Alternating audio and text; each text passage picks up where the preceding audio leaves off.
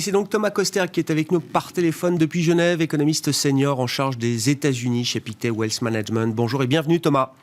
Merci beaucoup d'être avec nous. La Fed, évidemment, c'était l'événement hier soir. Il n'y avait pas d'attente très spécifique autour de cette réunion de la Réserve fédérale américaine, mais on est attentif, évidemment, aux nuances, à la tonalité, l'évolution de la tonalité du discours porté par Jérôme Powell. Quels sont les enseignements à retenir quelques heures après cette réunion et cette conférence de presse, Thomas ? Alors je dirais qu'il y a vraiment deux mots-clés qui sont prudence et détermination. Alors une certaine prudence puisque voilà la Fed veut commencer à envisager le début de la fin du QE, mais en même temps elle reste tout à fait prudente avec un calendrier qui est très très progressif. Et c'est peut-être ça là où les marchés mettent l'accent aujourd'hui. Je pense qu'il y a cette vue que voilà, on reste dans une certaine progressivité. Mais en même temps, on peut quand même noter une certaine détermination. Le communiqué fait état que voilà, les discussions sur le fameux tapering continuent. Et en gros, on a quand même un signal plus ou moins explicite que la Fed s'apprête d'ici la fin de l'année à réduire ses achats d'actifs qui, je le rappelle, sont de 120 milliards de dollars par mois. Donc une certaine détermination de commencer à envisager le début de la fin d'ici la fin de l'année. Oui, Jérôme Powell précise que ça y est, les discussions au sein du comité de politique monétaire ont vraiment commencé. Il y a eu un deep dive, comme il dit, sur la question du calendrier, la composition du programme d'achat d'actifs et comment est-ce qu'on pourrait réduire ce programme à terme. Thomas, avant d'entrer peut-être dans ce niveau de détail, qu'est-ce qui manque selon vous dans l'équation de la Fed pour que la détermination l'emporte sur la prudence et qu'on puisse avoir un signal explicite de tapering? Oui, c'est assez intéressant de voir Jérôme Powell insister sur le marché de l'emploi et notamment sur les prochains rapports mensuels. On a un peu le sentiment que Powell attend un fameux rapport de l'emploi à 1 million de jobs, ce qui n'a pas été le cas ces derniers mois. On a été un peu plutôt déçus de la reprise du marché de l'emploi, notamment par rapport au PIB, le PIB qui est finalement beaucoup plus fort que ce qu'est la reprise du marché de l'emploi. Mais on le sait, il y a des problèmes structurels au marché de l'emploi. On a aussi quand même, évidemment, il y a la pandémie et la question de comment occuper les enfants, puisqu'il y a encore des écoles qui sont fermées, qui étaient fermées au printemps. Et il y a aussi cette grande question à 1 000 $, c'est ces allocations chômage, les allocations chômage extraordinaires qui ont potentiellement eu un impact aussi sur la reprise de l'emploi. Or, ces allocations chômage sont en train d'être retirées dans de nombreux États. Donc on aura, la semaine prochaine, quand le prochain rapport mensuel va sortir, on aura un peu une expérience grandeur nature de quid de l'impact de ces allocations chômage extraordinaires sur la reprise de l'emploi. Et je pense que ça va être un rapport très clé, et notamment pour donner une vision encore plus claire durant le meeting de Jackson Hole fin août.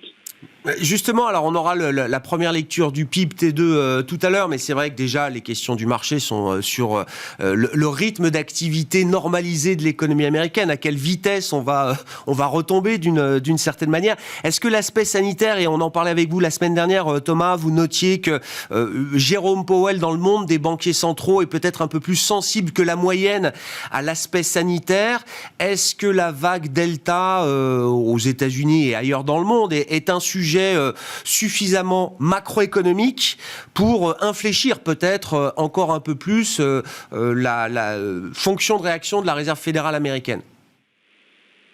Oui, et ce qui était intéressant hier, c'est que Jérôme Powell continue de voir le verre à moitié plein sur la macroéconomique américaine. Il y avait un optimisme ambiant à la Réserve fédérale à noter, puisqu'en effet, de façon historique, on l'a vu ces derniers mois, la Fed est plutôt sensible par rapport au virus, mais là, par rapport au variant Delta, on avait un peu l'impression que la Fed ignorait ce fameux variant Delta et son impact potentiel sur l'économie américaine. Donc la Fed est un peu quelque part droit dans ses bottes et elle continue de voir en fait un marché de l'emploi qui va continuer de s'améliorer, et une certaine résilience de la consommation privée. Donc une Fed qui est assez sereine par rapport à la situation sanitaire, et personnellement j'étais un peu en effet surpris de cette sérénité par rapport au variant Delta, même si en effet il y a de quoi être serein. En effet, quand on regarde ce qui se passe au Royaume-Uni, où on a une décrue des nouveaux cas, avec aussi des hospitalisations qui restent sous contrôle dans un contexte de vaccination élevé. Oui, mais on comprend quand même que la mobilité reste partiellement entravée aujourd'hui, Thomas. Alors oui et non, hein. On peut aussi citer, moi j'aime bien se regarder le nombre de passagers dans les aéroports américains. On est à 2 millions, hein, ce qui est énorme. Hein. On était à 2,5 millions avant la pandémie, donc vraiment il y a un segment qui reste affecté, c'est le voyage international. Mais le voyage domestique aérien aux États-Unis a quasiment complètement repris. Donc on peut dire quand même que il y a quand même déjà eu une reprise très forte. Maintenant, certains services resteront en effet durablement affectés, surtout s'il y a un peu du variant Delta, mais voilà, le reste de l'économie a grosso modo quand même bien repris, et c'est ce qu'on va voir dans les chiffres du PIB, même si les chiffres du PIB ne sont pas aussi éclatants qu'ils auraient pu être, hein, puisqu'en début de trimestre, on s'attendait plus tous à autour de 10%. Maintenant, on est plutôt sur du chiffre entre 8 et 8,5% de trimestre à l'autre annualisé. Mais ça reste des chiffres très forts de PIB qui montrent vraiment une vigueur, hein, de la reprise américaine. Je le rappelle que le PIB américain va revenir à sa trajectoire d'avant-crise dans la deuxième moitié de l'année, hein, ce qui est un fait exceptionnel. C'est très rare dans une récession qu'on revienne à la trajectoire d'avant la récession. Et là, ça va être le cas. Bon, bah la question tactique, Thomas, maintenant, je ne sais pas, quel est le scénario central sur le tapering? Et puisque les discussions ont commencé, les discussions techniques ont commencé au sein de la Fed, vous le rappeliez, hein, c'est 120 milliards de dollars d'achats au global chaque mois, 80 milliards de treasuries, d'obligations du Trésor américain, et 40 milliards de MBS, de mortgage-backed securities, donc des produits obligataires adossés à des mortgages, des emprunts immobiliers. Bon. Est-ce qu'il y a une bonne manière de faire aujourd'hui, selon vous, pour annoncer ce tapering et le mettre en œuvre? Oui, et Jérôme Powell hier était assez explicite en disant que finalement il allait quand réduction il y aurait, quand il y aurait une réduction, ce serait sur les deux segments, à la fois sur les fonds du Trésor et sur les prêts hypothécaires. Et c'est aussi intéressant de rappeler qu'une des raisons pour laquelle la Fed réduit les achats d'actifs, c'est en effet l'amélioration économique et sanitaire due à la vaccination, mais c'est aussi des facteurs techniques, deux en particulier. L'un, c'est qu'il y a quand même cette vue à la Fed que c'est le moment un peu de ce qu'on dit dans le jargon, enlever le bol de punch, hein, puisqu'on a des actifs financiers et notamment des prix des maisons qui se sont envolés. Et deuxième chose aussi, en termes de facteurs techniques, le fait qu'il y a un surplus de liquidité. Il y a vraiment une liquidité excédentaire dans le système monétaire qu'on voit notamment dans l'utilisation des reverse repos. Il y a quasiment 1000 milliards de dollars qui vont en reverse repo, c'est-à-dire qu'il y a du cash qui repart à la Fed pour y être parqué, qui montre bien qu'il y a un excès de liquidité. Et donc, voilà, le QE maintenant devient un peu superflu en termes de liquidité dans le marché monétaire américain.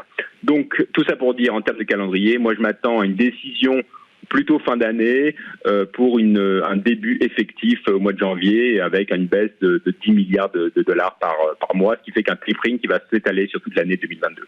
Merci beaucoup Thomas. Merci pour votre éclairage hebdomadaire sur les enjeux américains, les enjeux macroéconomiques et en matière de politique monétaire également au lendemain de la réunion de la Fed. Thomas Koster qui est avec nous par téléphone depuis Genève, économiste senior chez Pictet Wealth Management.